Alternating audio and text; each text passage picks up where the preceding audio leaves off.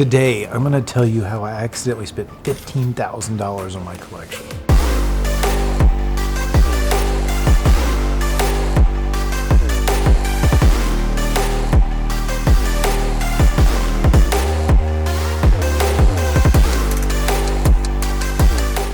Okay guys, I'm going to tell you a story that happened probably a little bit before YouTube and then after YouTube. The first story is on the Gatling gun that I first got, which was the little 9mm from Tippmann. Anybody that know who Tippmann is, they're based out of Indiana. You may have heard of them if you do paintball wars and stuff like that. That's how they got their start with paintball guns. And then they started moving into the more modern stuff, more, stuff you can actually shoot and you have to get a license for. So my buddy at a gun store in Black Rose in Ohio told me about this Gatling gun that was coming out and everything else. And this is before I really was getting into guns in a big way. I didn't know that this was coming out. No existence whatsoever. I just was as clueless, I guess. So he told me about it and I said, hell yeah, I'll take it. After he told me how much it was, I think it was at the time $4,300. And he says, well, I got serial number 4. And I said, how'd you get that? And he told me, and he says, he knows the guy at Tippmann. I said, cool, I'll take it. So came in. First it came in with wheels on it, which I didn't like. They were like wheels off a wheelbarrow. I wasn't a big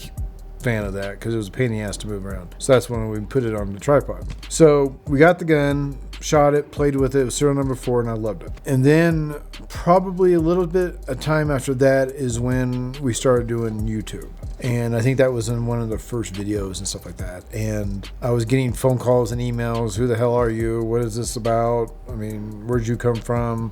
All sorts of things. And one of them was the head guy from Tippmann reached out and said, how did you get serial number 4? What's your story? What do you do? That kind of stuff. So him and I, his name was Drew, and him and I got along ever since. So I see him probably at NRA and SHOT Show and that kind of stuff. Him and I have gotten along great. And he's always telling me something that's coming out that I may want. I always say, send it to me. Like one of them is this little 22. I knew it was coming out long before anybody else did. And I was like, I'll definitely take one when it come out. And that's serial number 4 to match that one. So, and this is just as fun to shoot as well, but it's belt fed. It's not gravity fed like the Glock fed like the other ones.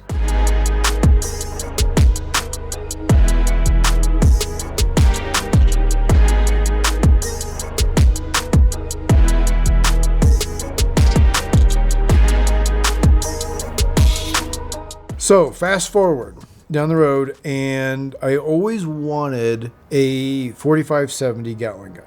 Always wanted old school, even if it was a reman, if it wasn't the original from Civil War, which if it was, I probably wouldn't shoot it. This was one that was a remanufactured, not really remanufactured, I take that back. It was a replica that shoots. So I was at my restaurant I always go to at breakfast on the way to the ranch, and the wife was out of town, and I thought it was on I think it was Rock Island. It was on Rock Island Auction. And if you guys aren't familiar with it, it's a big auction company. They buy a lot of collections and turn around and flip them or whatever. So they always put a price in the book or on the website.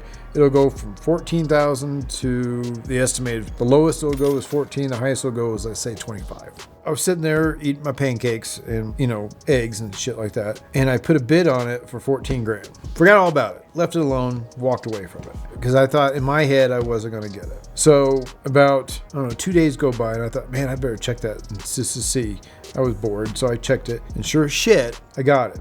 Now, the guys who are married or have girlfriends for long-term, stuff like that, that, especially if you guys' money is connected, that you need to tell them when you're spending a lot of money. So I had to tell her in a weird sort of way. And I said, kind of screwed up. And she said, what'd you do? And told her that I bought it. And she said, what is it? And then she was okay with it because she figured out what it was. And it was well built. And it was pretty cool. It came in 2 containers, which are over here in the gun room. You guys can't see them right now, but 2 big shipping containers. One's for the tripod and one's for the gun itself. And then the magazines came in some cardboard boxes. And now to give you the magazines, and you'll see them in the B-roll, that they hold about, I think it was, memory serves me, 220 rounds of 45-70, which is a pretty good sized round. And what's different about this one versus other Gatling guns, this one you have to manually turn the magazine around because it's all gravity fed.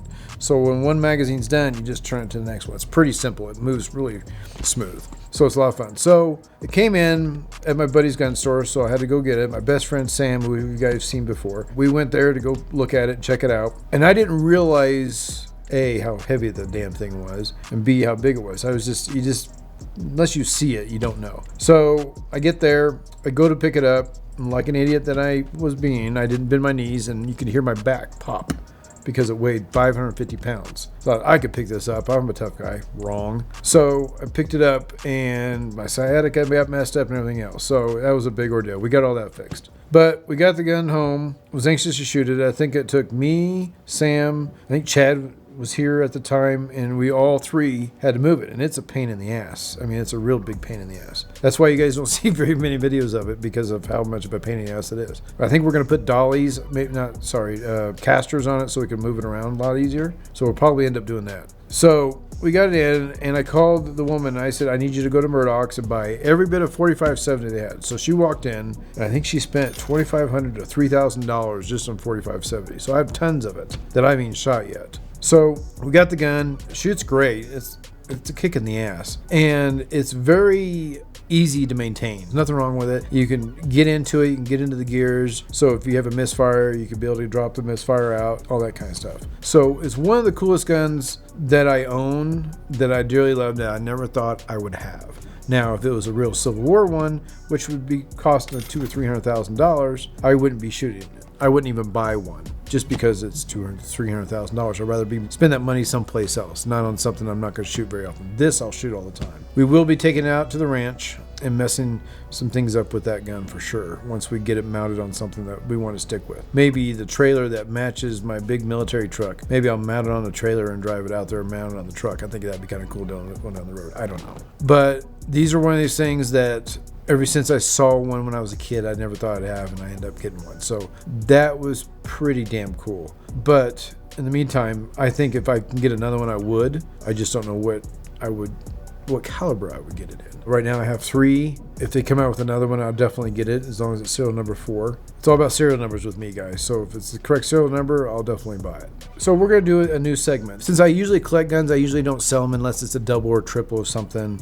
You know, I usually don't do that. When I get the guns, I usually keep them. I don't sell them. So I'm gonna tell you a story about all the guns. Maybe you get 1 or 2 guns in the story. Maybe you'll get 3 or 4. Maybe you just get 1. The purpose of this series is to give you a little bit of background on me and then the guns, the reason I bought it. You guys could tell me in the comments below what guns you want to hear stories about, why I have it, how I came about it, how it came across. And I will tell you those stories. You just let me know in the comments below. I mean, if you want to know where I bought it, how I bought it, why I bought it, or why do you have 2 or 3 of these, or whatever. If it's a specific gun that you want to know about, please let me know, and I'll try to tell you the story on it, especially if it's a good story. If it's not a very good story, I'm going to put 2 or 3 other guns with it, because it's kind of hard to talk about a gun that you saw at a gun store because you wanted it for 8 minutes. So please leave a comment below and hit like and subscribe, and take care.